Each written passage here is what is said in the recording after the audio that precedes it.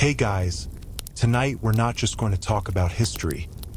We're going to immerse ourselves in it, to truly feel the dust in our throats and the grit beneath our nails. Imagine for a moment, stepping out of your perfectly climate-controlled room, leaving behind your reliable Wi-Fi, your fully stocked fridge, and your endless streaming options. Picture yourself instead standing on a vast, unforgiving plain, the sun a relentless hammer in a sky too big to comprehend. The only sound the wind whistling past your ears, carrying with it the scent of sagebrush and an undeniable sense of foreboding. No phone, no GPS, no emergency services, and definitely no Grubhub. Just you, your wits, and a whole lot of nothing. And let's be honest, you probably wouldn't last a day. So, before you get comfortable, take a moment to like the video and subscribe, but only if you genuinely enjoy what I do here. Tell me in the comments where you're listening from and what time it is for you right now. Now, dim the lights, maybe turn on a fan for that soft background hum, and let's ease into tonight's journey together. You know, the idea of the Wild West has been romanticized to death, hasn't it? We picture stoic cowboys, brave pioneers, and daring outlaws all living lives of rugged independence. But the reality? Oh, the reality was a whole different beast. Let's start with something truly fundamental: convenience. Or rather, the utter, absolute, soul-crushing lack of it. You want to order a new pair of boots? You're not tapping a screen and having them arrive tomorrow. You're waiting months, maybe a year, for a supply wagon that might never show up, or you're hoping the local blacksmith is also a cobbler and has a hide lying around. And it won't be in your size, guaranteed. Think about your daily essentials. Your toothpaste, your deodorant, that fancy coffee maker that brews your perfect cup every morning. Gone. Vanished into the ether of 19th century existence. If you wanted light after dark, you were relying on flickering candles or, if you were lucky, a smoky oil lamp. No flip of a switch, no rechargeable batteries. If you wanted to cook, you were gathering firewood, stoking a fire, and cooking over an open flame, hoping your meal didn't end up tasting like ash. And refrigeration, a literal hole in the ground if you were lucky, or a block of ice that had been painstakingly cut from a frozen lake in winter and transported hundreds of miles, slowly melting all the way. Historians still argue whether the invention of artificial ice production or the transcontinental railroad had a greater impact on daily life in the burgeoning western towns. But either way, your ice-cold soda was a pipe dream. The simple act of needing something, anything, was an expedition. Imagine your car breaking down today. You call roadside assistance, right? Or maybe you have AAA. In the Wild West, if your wagon broke, you were either a master carpenter and blacksmith yourself, or you were stranded. And by stranded, I mean truly alone, potentially for days or weeks, in the middle of nowhere, with wolves howling in the distance and not a soul for 100 miles. There were no phone booths, no signal bars, no helpful mechanics with a tow truck and a credit card reader. You were your own solution, or you were out of luck. It's like a perpetual, high-stakes camping trip where the stakes are your actual survival, and the nearest convenience store is a 6-month trek away. You'd probably look at a broken wagon axle and sigh, "Well, there goes my afternoon." Then you'd realize it's your only wagon, and you're suddenly looking at your entire future disintegrating into splinters. Talk about a bad day at the office. Even something as basic as a new shovel, a nail, or a piece of cloth was a valuable commodity, not something you just picked up at the hardware store. Every single item you possessed had to be either crafted by hand, traded for, or painstakingly transported across vast distances. This meant that waste was almost non-existent. Everything was repaired, reused, repurposed until it literally fell apart. That ripped shirt wouldn't be tossed. It would be patched, then turned into rags, then maybe used as tinder. Your empty glass jar? It'd be holding dried beans, then nails, then perhaps a desperate attempt at a terrarium if you were feeling fancy. The sheer ingenuity born out of necessity was incredible, But it also meant your life was a constant exercise in resourcefulness, far from the instant gratification we're all so accustomed to. You couldn't just add to cart. You had to add to wagon, and then hope it didn't get raided by bandits, fall off a cliff, or get stuck in a muddy river crossing. So, you've survived the initial shock of no Amazon Prime. Good for you. Now, let's address something a little more intimate.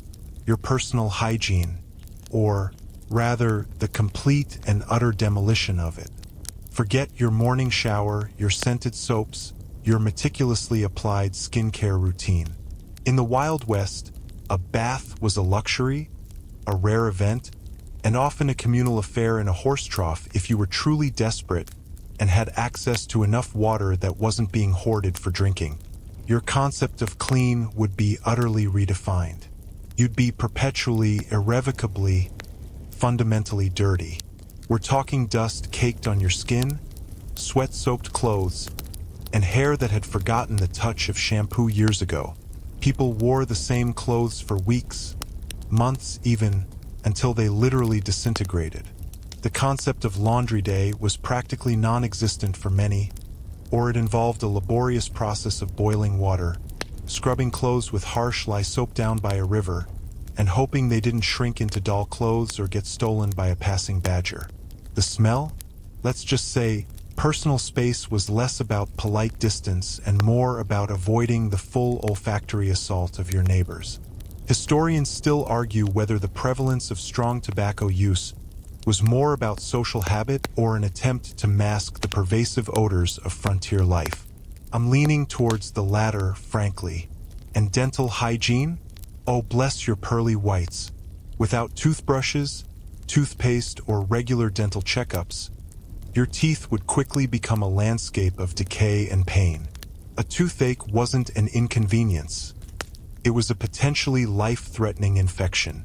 There were no dentists with shiny tools and Novocaine. Your options were grim. Suffer excruciating pain. Attempt to pull it yourself with pliers. Good luck with that, cowboy. Or find a local barber surgeon who might try to yank it out with even less finesse and probably more bleeding. The idea of veneers or braces would have sounded like a fantastical fever dream. People would just look at your perfect smile today and assume you were some kind of alien, or perhaps a particularly well-maintained mannequin. Then there's the delightful issue of waste management. Where did everything go? Not into a neat little bin for recycling and weekly collection. Kitchen scraps? Thrown out the door for the chickens, or the pigs, or the ever-present swarm of flies. Human waste? A privy, if you were lucky enough to have one, often just a hole in the ground that periodically needed to be moved. Otherwise, it was just wherever. Imagine the flies. Imagine the smell, especially in summer. Imagine the sheer health implications of living in such close proximity to untreated waste. It's no wonder diseases spread like wildfire. A quirky tidbit: some frontier towns employed hog reeves, whose job it was to ensure pigs weren't roaming too freely and contributing to the general filth, though their effectiveness was often debatable. Even something as simple as dealing with bodily fluids was a challenge. A nosebleed? You dabbed it with whatever cloth you had handy. Menstrual cycles for women? No tampons or pads, just reusable cloths and a constant battle for cleanliness and discretion in a world that offered none. And bathing, as mentioned, was a rare and often public affair. It wasn't about relaxation. It was about trying to get rid of a layer of grime, usually in cold, hard water, often in a setting where privacy was a laughable concept. You'd probably consider a single bar of unscented soap to be a priceless treasure, guarding it more fiercely than gold. So, while you might romanticize the idea of roughing it, your skin would be begging for mercy, your hair would be a tangled mess, and your teeth would be screaming for the tender mercies of a modern dentist. You'd quickly realize that being gritty was less about a cool aesthetic and more about a constant, uncomfortable reality of filth and potential infection. You'd miss your hot water heater more than you'd miss your smartphone. Guaranteed. Alright, you're still with us, even after that delightful dip into frontier hygiene. Let's move on to something even more fundamental. What's for dinner?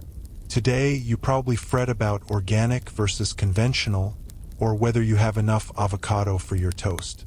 In the Wild West, your primary dietary concern would be, is this edible and will it kill me? Forget your meticulously balanced meals. You'd be lucky to get a meal. Food scarcity was a brutal, constant companion. If you weren't an experienced hunter, a savvy forager, or a successful farmer, you were constantly on the brink of hunger. And even if you were one of those things, a bad harvest, a harsh winter, or a stampede could wipe out your entire food supply in an instant. There were no supermarkets, no corner stores, no drive-thrus offering 20 different burger options. Your diet would be monotonous, lacking in essential nutrients, and often frankly unappetizing. We're talking dry jerky so tough it could resole your boots, stale hardtack that tasted like cardboard and sawdust, and beans. So many beans. Historians still argue whether the widespread consumption of beans was more due to their nutritional value or simply their ease of storage and transport. My money's on the latter, and the quality of what you did eat. Let's just say health inspectors weren't exactly a burgeoning profession out on the prairie. Meat was often dried or heavily salted to preserve it, which meant it was incredibly tough and often tasted like a salt lick. Fresh meat was a luxury, usually only available after a successful hunt or a fresh slaughter, and it had to be consumed quickly before it spoiled. Imagine a scorching summer day with no refrigeration. That freshly caught rabbit turns questionable in hours, not days. A quirky tidbit. Some desperate frontiersmen would mix gunpowder with water and drink it, believing it helped prevent scurvy, which, spoiler alert, it absolutely did not. Vitamin C deficiency was rampant. Vegetables were largely seasonal and dependent on successful gardening, which was a gamble given unpredictable weather and pests. If you were lucky, you might have some root vegetables that could be stored through winter, but fresh greens, a rare treat. This lack of fresh produce led to widespread nutritional deficiencies, not just scurvy, but also pellagra and other unpleasant ailments that left people weak, sick, and susceptible to every passing disease. Your vibrant, healthy gut microbiome would be utterly bewildered by the sudden lack of fiber and fermented foods, leading to, well, let's just say a lot of gastrointestinal distress. Then there's the preparation. Cooking wasn't a relaxing hobby. It was a grueling chore. Imagine trying to bake bread in a Dutch oven over an open fire, battling inconsistent heat and gusts of wind, all while trying to keep critters from sniffing out your meal. No precise measurements, no fancy ovens with temperature controls. Just guesswork, experience, and a whole lot of burnt crusts. And water, that essential ingredient for cooking and drinking, was often scarce and of dubious quality, carrying with it the risk of dysentery or worse. Remember that feeling when you're super hungry and you just want something easy? In the Wild West, easy food was a luxury only found in your dreams. You'd probably spend half your day just trying to procure and prepare enough calories to keep going, making your current meal prep Sunday look like a spa retreat. Alright, so you're hungry and a little bit stinky. Now let's consider what you're wearing. Take a look down at your comfortable, breathable clothes right now. Maybe some soft cotton, perhaps a lightweight synthetic blend that wicks away moisture. In the Wild West, your meticulously curated modern wardrobe would be utterly useless and probably a source of ridicule, if not outright danger. Your fashion sense would be replaced by brutal practicality, and you'd quickly learn that comfort was a luxury rarely afforded. Imagine trying to trek across miles of unforgiving terrain in your favorite pair of sneakers. They'd be shredded in an hour, your feet a blistering mess. You'd need sturdy, well-made boots, probably leather, that were designed for walking, riding, and enduring abuse. And even then, blisters, sore arches, and general foot misery would be a constant companion. Forget about rotating your shoes. You'd have one pair, maybe two if you were incredibly prosperous, and you'd wear them until they literally fell off your feet. And then you'd probably try to patch them up with whatever scraps you could find. Your jeans? Too flimsy. Your t-shirt? Offers no protection from the sun, the wind, or the prickly underbrush. You'd need heavy-duty fabrics like canvas, thick wool, or buckskin. These materials were scratchy, hot in summer, stiff, and often incredibly heavy. But they offered protection against thorns, insect bites, and the incessant chafing of riding a horse for hours on end. And forget about getting a perfect fit. Clothes were often hand-stitched, ill-fitting, and purely functional. You'd wear layers, not for style, but for survival. To strip off in the scorching midday sun and pile back on when the desert night temperatures plummeted. Historians still argue whether the widespread adoption of denim trousers was more about their durability for mining and ranching, or simply their relatively affordable production. Either way, your designer jeans wouldn't last 5 minutes. And then there's the color palette. Forget vibrant hues and trendy patterns. You'd be living in a world of muted browns, grays, and natural dyes. Color fastness was a dream, and bright colors tended to attract unwanted attention from both animals and, more dangerously, other humans. Your clothes would also get incredibly dirty, incredibly fast, and there was no washing machine to rescue them. So, they'd develop a permanent patina of dust, sweat, and whatever else you stumbled through. A quirky tidbit. Some prospectors would wear their denim until it was so stiff with dirt and grease that it could literally stand up on its own, a testament to how rarely they were washed. Accessories? Your sleek smartwatch would be instantly recognizable as alien technology, possibly getting you burned at the stake. Instead, you'd be carrying practical items. A sturdy knife for everything from cutting rope to whittling wood, a wide-brimmed hat to protect you from the relentless sun, and maybe a bandana that served as a sweat rag, a dust mask, or an impromptu bandage. These weren't fashion statements. They were tools for survival. So, while you might enjoy picking out an outfit for the day in the Wild West, your outfit would pick you. It would be dictated by the harsh realities of the environment and the desperate need for durability over comfort or aesthetics.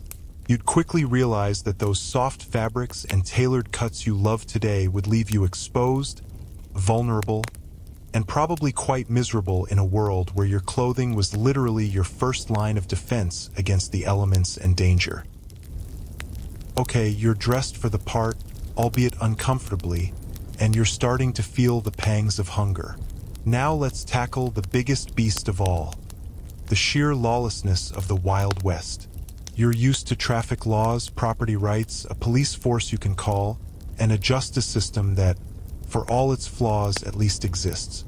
In the untamed territories, law was often a loose concept, enforced by whoever had the biggest gun, the most determined posse, or simply the loudest voice. Your modern sense of order and safety would be shattered. Imagine a dispute over land. Today, you call a lawyer, maybe check property deeds, and let the courts handle it. In the Wild West, it might involve a quick draw, a fistfight, or a group of angry neighbors deciding your fate, with no appeal process. The concept of squatters' rights was often the only law, and it was brutal. If you left your claim unattended for too long, someone else might just move in, and proving it was yours could be a deadly endeavor.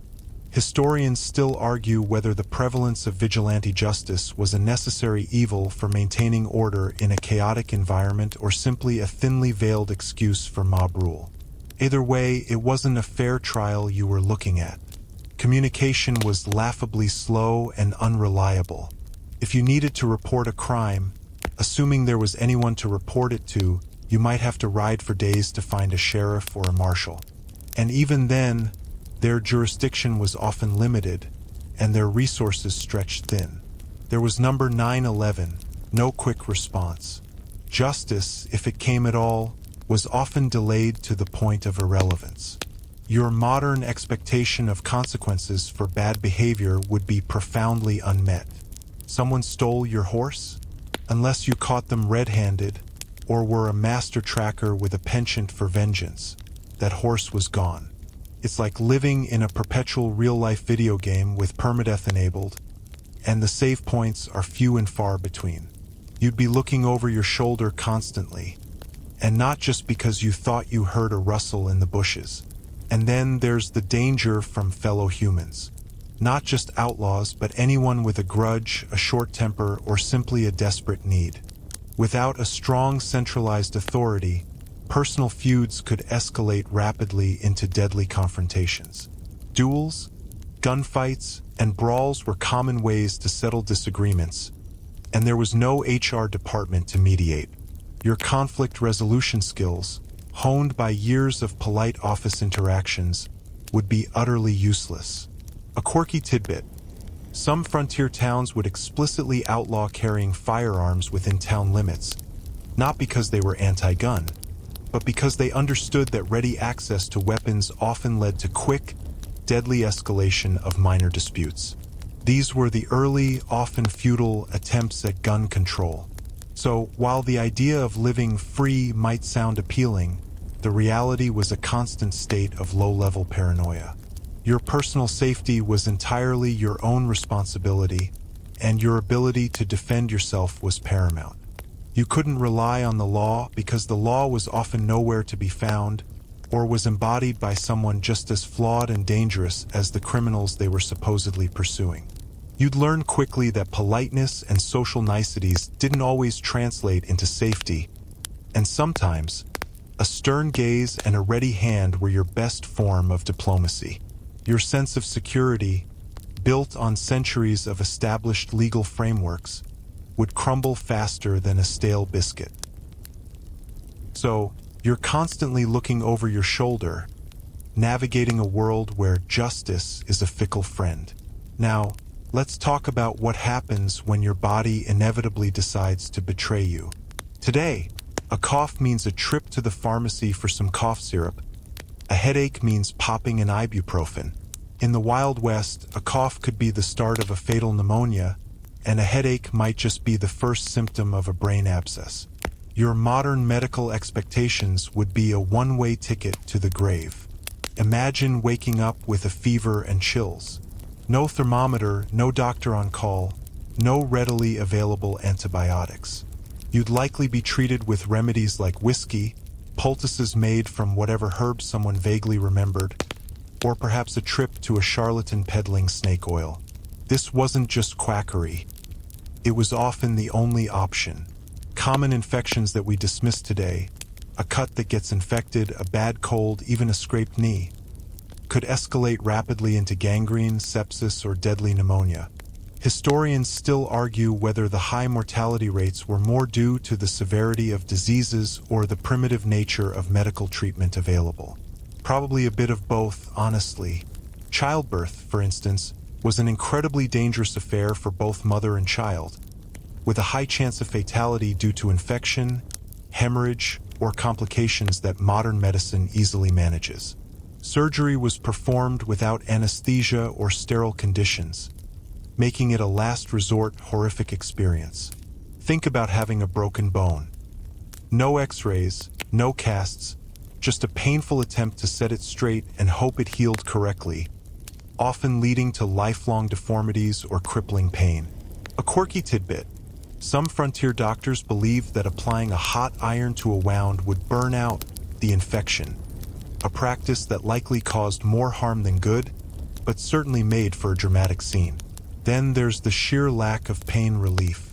Beyond whiskey, which provided more dullness than actual relief, there was very little to alleviate suffering.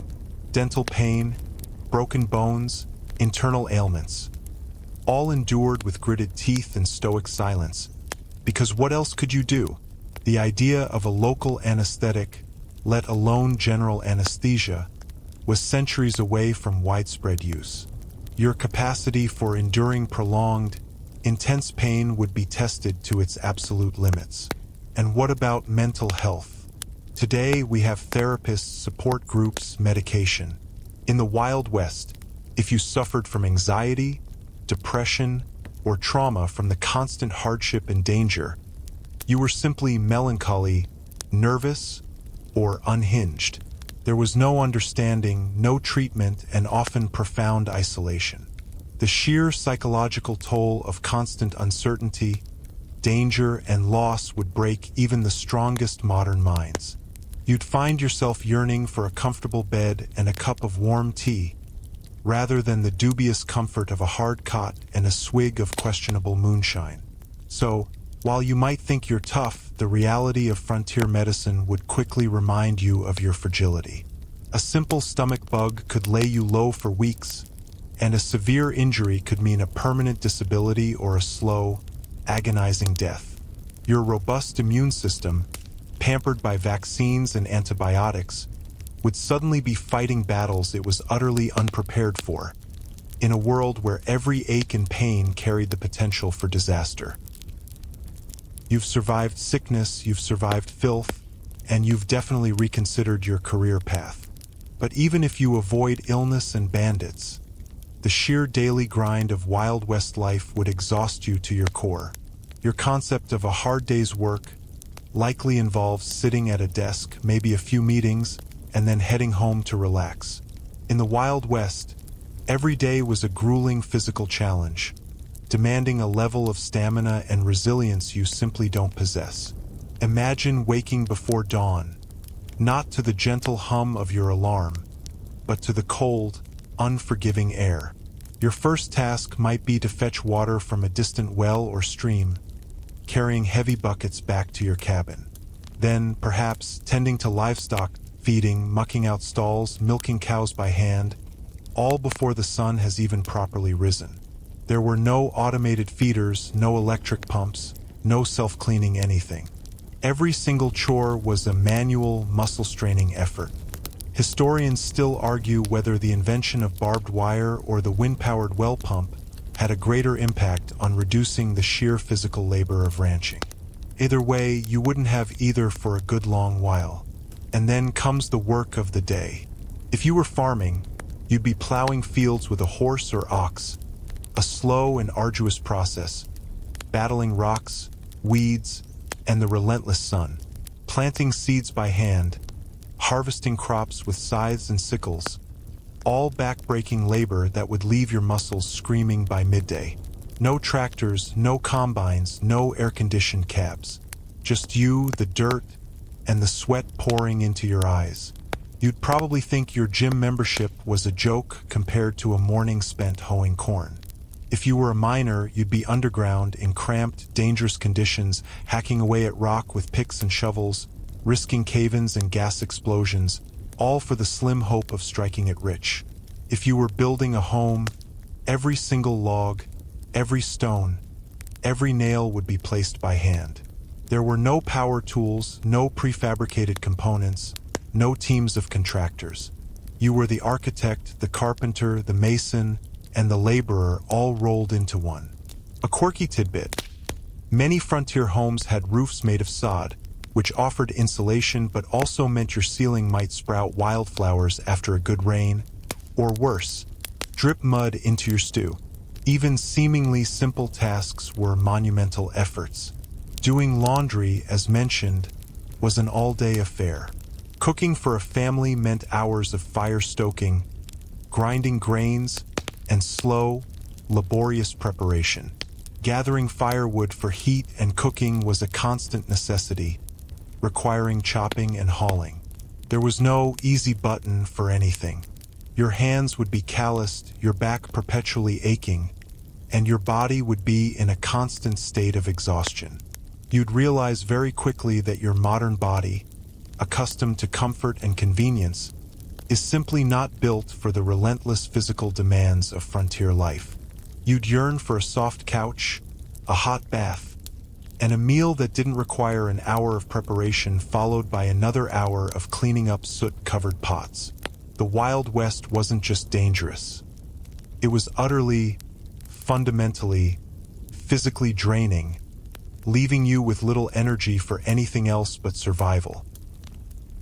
So your muscles ache, your back screams, and you're covered in dirt. But even if your body could handle the physical abuse, the Wild West had another formidable foe waiting to test your mettle: the weather. You're used to checking a forecast app, knowing if you need a light jacket or an umbrella. In the untamed territories, the weather was an unpredictable, often deadly force, and your climate-controlled existence would leave you utterly unprepared for its relentless wrath.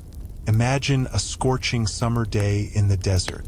We're talking temperatures that make your air conditioning work overtime feel like a pleasant breeze. The sun beats down with an intensity that would leave your modern sunscreen skin blistered and raw in minutes. There's no escaping it, no cool mall to duck into, no chilled beverage dispenser. Dehydration would be a constant, debilitating threat. People died from heat stroke with shocking regularity, their bodies simply unable to cope with the prolonged exposure and lack of water. Your current discomfort at a 30°C day would be laughable compared to a typical Western summer where temperatures could soar well over 40°C for weeks on end. Historians still argue whether thirst or disease claimed more lives on the overland trails. It was a brutal competition. Then, just as you've acclimated to the oven-like conditions, the weather could pivot violently. Fierce thunderstorms, with hail the size of marbles and lightning that split the sky, would erupt with little warning, turning dry creek beds into raging rivers in moments. Flash floods were a silent, swift killer, capable of sweeping away entire camps or wagons. And the dust storms. Imagine a wall of brown, gritty air, miles high, bearing down on you, reducing visibility to zero and filling every crevice of your body and belongings with fine, abrasive particles. Your allergy medication would be useless, and your lungs would be screaming. A quirky tidbit: during some of the worst dust storms, known as black blizzards, conditions were so dark that people couldn't see their hands in front of their faces, even at midday. A truly apocalyptic experience. And what about winter? Forget cozy sweaters and central heating.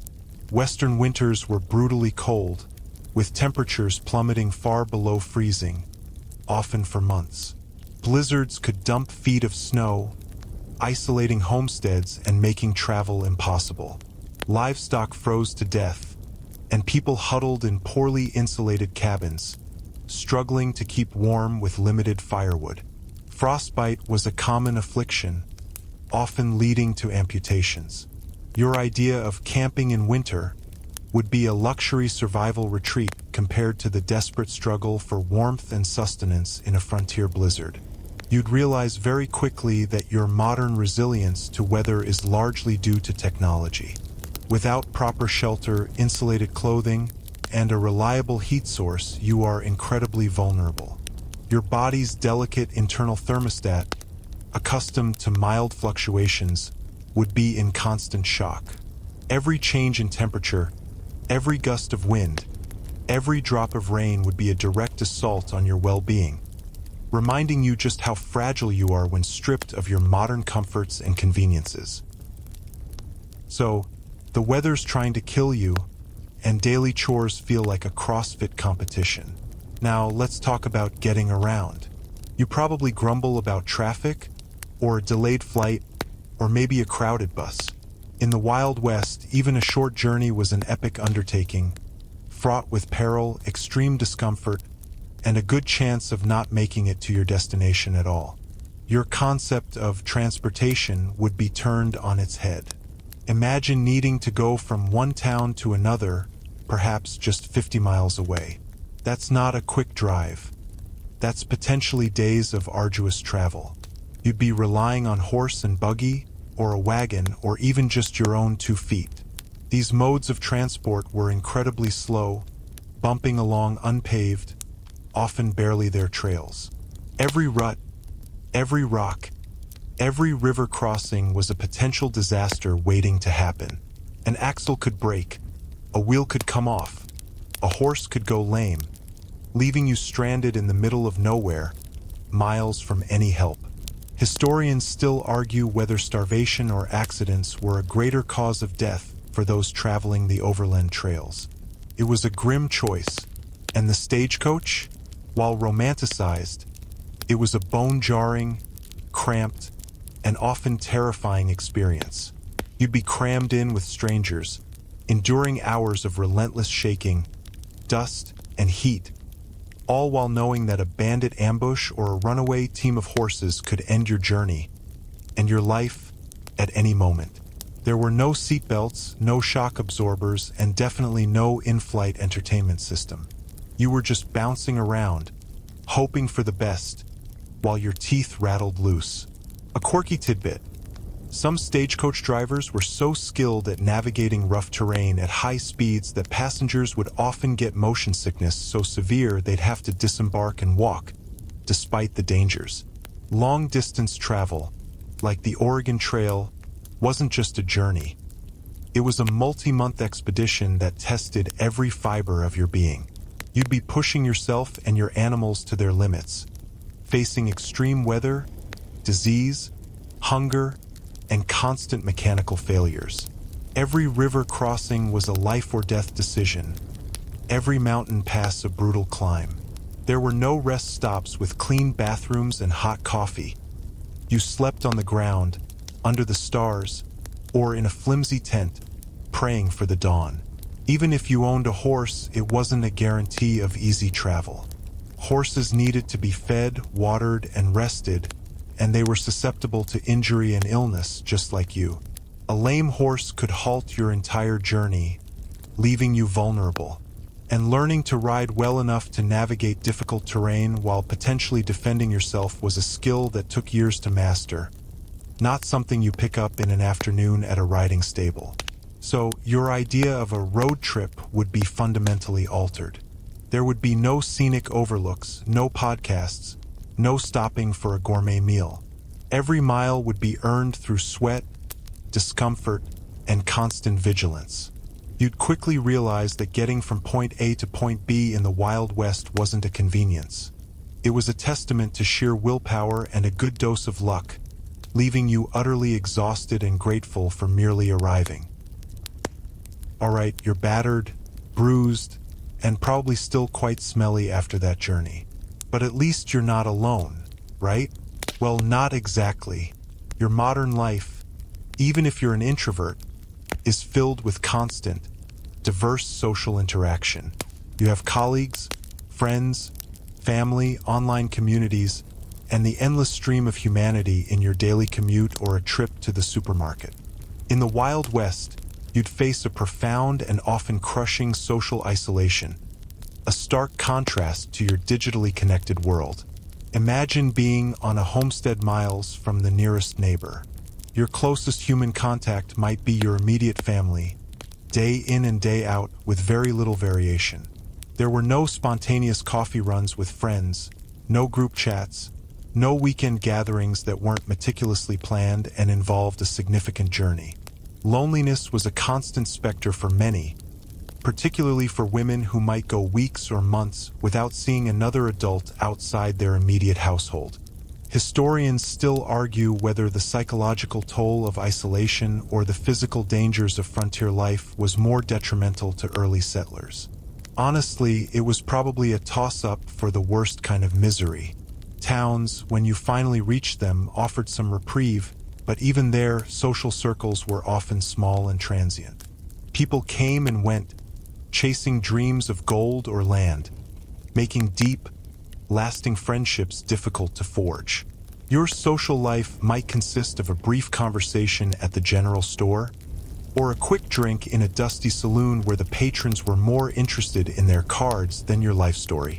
There was no bustling social scene, no array of clubs or activities catering to every interest. If you enjoyed chess, you'd be hard-pressed to find a regular opponent, unless your dog had a surprising aptitude for strategy. And if you were different, if you didn't fit the mold or held unusual beliefs, or simply didn't have the right kind of grit, social ostracization could be swift and brutal. There was no urban anonymity, no diverse communities to find your niche. Everyone knew everyone else's business, and judgment could be harsh. This lack of social support and understanding could exacerbate the already immense stresses of frontier life, leading to profound despair. A quirky tidbit: some isolated families on the plains would deliberately set out lanterns at night, not just for light, but as a symbolic gesture to other distant homesteads, a tiny flickering hope against the vast, overwhelming darkness and solitude. The silence itself would be deafening. You're used to a constant hum of background noise, traffic, music, conversations. In the vast stretches of the West, the silence was often absolute, broken only by the wind, the cry of a coyote, or the distant rumble of thunder. While it sounds peaceful, it could also be incredibly unsettling, highlighting your profound aloneness. You'd miss the chatter, the casual interactions, even the annoying colleague who asks too many questions. You'd find yourself talking to yourself, or to your horse, just to hear another voice.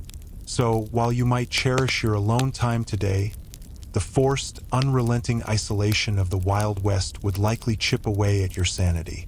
You'd yearn for the simple comfort of human connection, for a conversation that went beyond the weather or the price of oats. Your well-being, so intricately tied to your social networks today, would be profoundly challenged by the vast, empty spaces that defined frontier life. Alright, you're feeling lonely, perhaps even a bit stir-crazy from the isolation. But that quiet solitude can be shattered in an instant by another, more primal threat: the local wildlife. Today, your biggest animal concerns might be a squirrel raiding your bird feeder or a spider in your bathroom. In the Wild West, you weren't at the top of the food chain, and encounters with dangerous fauna were a common, terrifying reality that your urbanized instincts are completely unprepared for. Imagine trekking through tall grass, and suddenly, the distinct rattle of a rattlesnake fills the air. Your modern instinct might be to jump back, but a bite in the middle of nowhere could be a death sentence. There's no antivenom, no quick trip to the emergency room. You'd be facing excruciating pain, swelling, and potentially a slow, agonizing demise from necrosis or systemic failure. People often lost limbs or died from snake bites, and the best treatment was often to cut the wound and try to suck out the venom, a method whose effectiveness historians still hotly debate. And believe me, sucking on a snakebite wound is not as glamorous as it sounds in the movies. Then there are the larger predators. Wolves were not just figures of folklore. They were a real threat to livestock and, in desperate times, to humans. Their howls at night would be less atmospheric and more spine-chilling, a constant reminder of the unseen dangers lurking just beyond the campfire's glow. Bears, particularly grizzlies, were formidable adversaries, capable of tearing a man apart with terrifying speed and strength. Your knowledge of bear safety from a national park pamphlet would be woefully inadequate against a truly hungry or territorial grizzly. A quirky tidbit: some old-time trappers claimed that playing a harmonica could sometimes scare away curious bears, though I wouldn't recommend testing that theory with your life. And let's not forget the smaller, yet equally insidious, threats. Scorpions lurking under rocks. Their stings incredibly painful and potentially dangerous, especially to children. Swarms of biting insects. Mosquitoes, flies, gnats, carrying diseases or simply making life utterly miserable with their relentless assault. Even seemingly harmless creatures could pose a threat. A kick from a spooked horse, a stampede of buffalo that could crush you in an instant, or the venomous bite of a black widow spider hiding in your outhouse. Your aversion to creepy crawlies would evolve into a primal fear for good reason. You'd quickly learn to scan your surroundings constantly, to listen intently to every rustle and snap, because your life literally depended on recognizing and avoiding these natural dangers. There were no fences, no warning signs, no rangers to keep the wildlife at a safe distance. You were living in their territory, and they were often bigger, faster, and much more dangerous than you. So, while you might enjoy watching nature documentaries from the safety of your couch, facing a genuine, immediate threat from the wild would put your survival instincts to the ultimate test. Your comfortable detachment from the natural world would be violently stripped away, leaving you with a profound and constant awareness of your own vulnerability in the face of untamed nature. So, you've dodged a rattlesnake and navigated a wolf's howl. Good for you. Now, let's talk about the most fundamental human need, one you take for granted every single day: water. In your modern life, you turn on a tap, and clean, potable water flows freely. You probably have a filter on your fridge, or maybe you even buy bottled water. In the Wild West, finding clean, safe drinking water was a constant, often life-threatening struggle, and your casual relationship with H2O would quickly lead to disaster. Imagine being parched, your throat dry and scratchy, your head pounding. You see a stream, muddy and slow-moving, or a stagnant pond. Do you drink it? Your modern brain screams no, picturing bacteria, parasites, and who knows what else. But in the Wild West, that muddy water might be your only option. Dysentery, cholera, and typhoid were rampant, often spread through contaminated water sources. People died agonizing deaths from diseases contracted simply by trying to quench their thirst.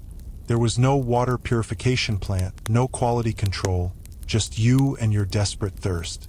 Historians still argue whether disease or direct conflict with Native American tribes posed a greater threat to immigrants on the trails. Waterborne illnesses certainly ran a close race. Even if you found what looked like a clean spring, there was no guarantee it was safe. Animals could have contaminated it upstream, or it could be naturally infused with minerals that would make you violently ill. And in many arid regions, water was simply not there. You could ride for days across a parched landscape, your canteens empty, your hopes dwindling, watching mirages shimmer on the horizon. Dehydration could set in quickly, leading to disorientation, collapse, and ultimately, death. This wasn't just an inconvenience. It was a daily gamble with your life. A quirky tidbit: some frontiersmen would collect dew from leaves in the morning using sponges or cloths, a desperate measure to gain precious drops of water when other sources were unavailable.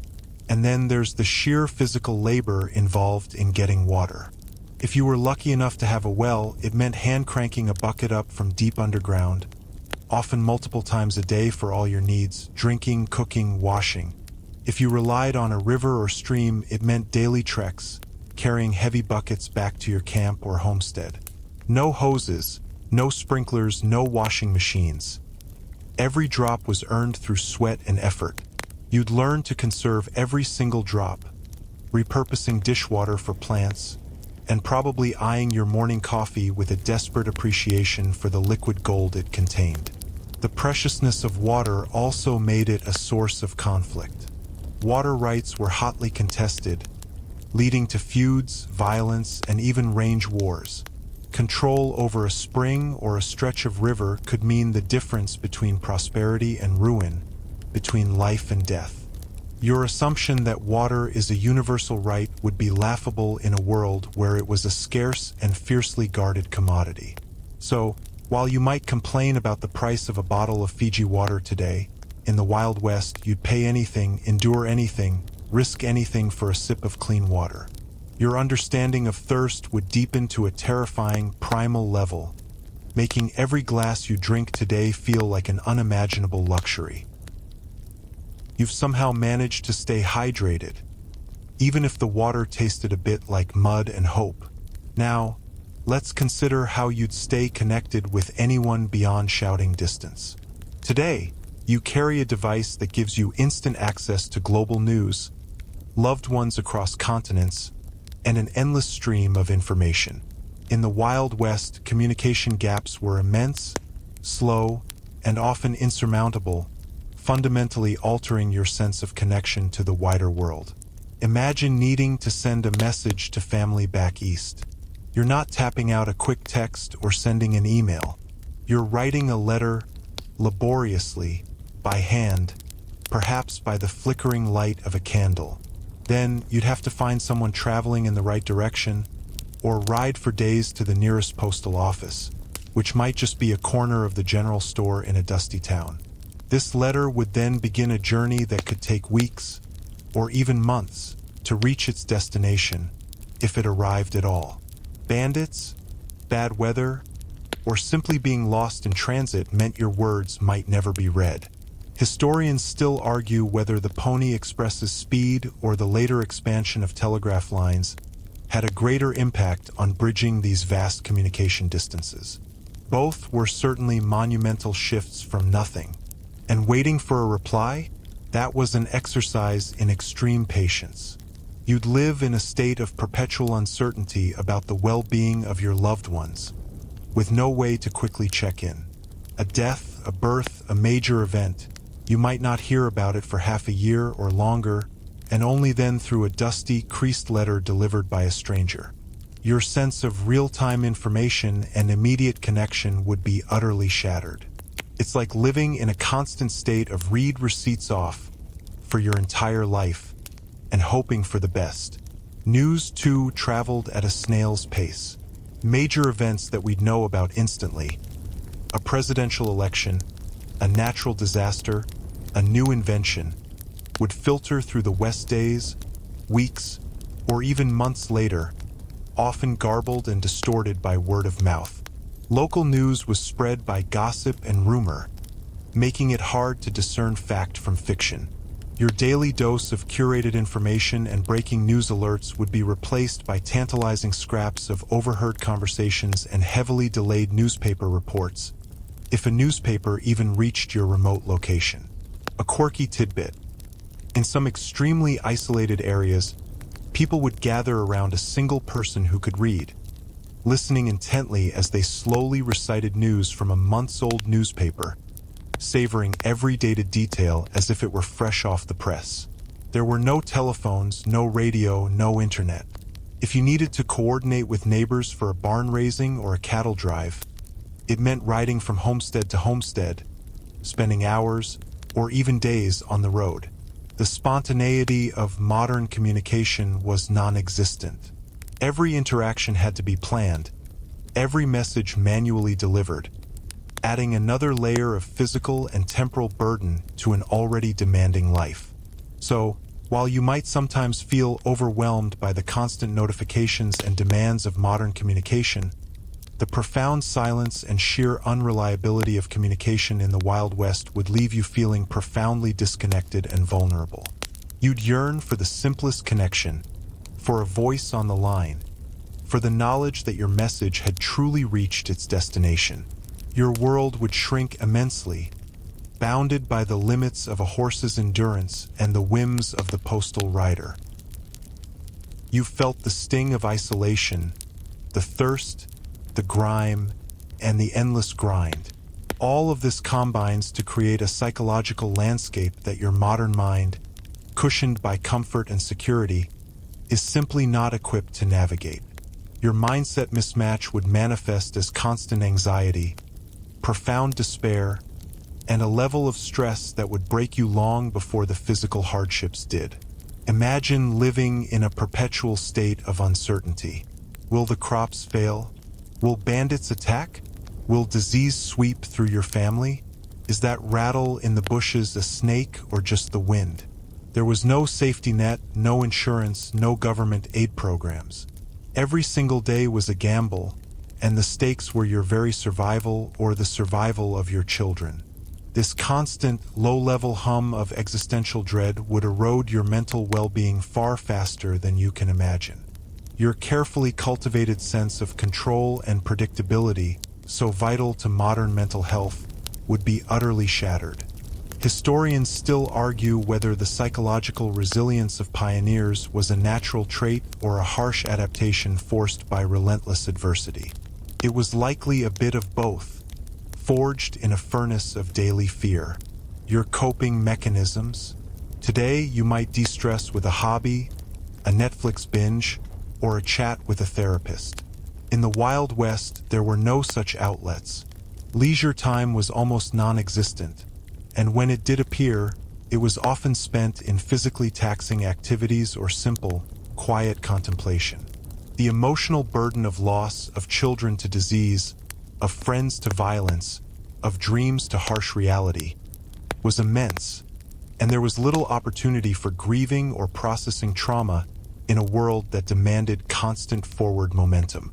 You'd probably think your current stress levels from work deadlines are cute by comparison. The violence, too, would take its toll.